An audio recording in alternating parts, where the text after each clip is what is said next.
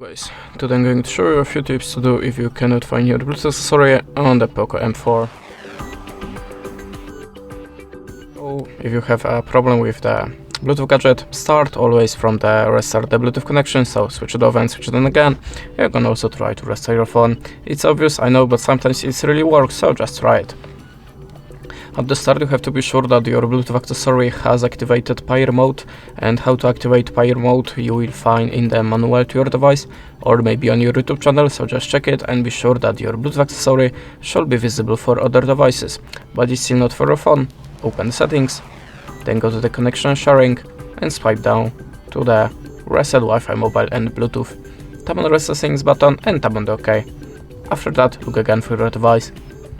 In the next step you can also try to update your system, so you have to open the About Phone section and select the MIUI version. If you have an update, just install it and check for your device again.